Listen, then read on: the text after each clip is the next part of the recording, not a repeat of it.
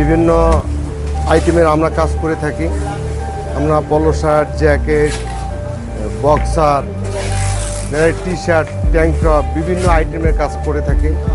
আমরা মূলত যে সমস্ত র মেটেরিয়াল ম্যাক্সিমাম আমরা চায়না থেকে এক্সপোর্ট করি। গভর্নমেন্ট চেঞ্জ হওয়ার পরে বাংলাদেশে সিচুয়েশন একটু সমস্যা হয়েছিল, কিন্তু এখন যে বর্তমানে সিচুয়েশন খুবই ভালো।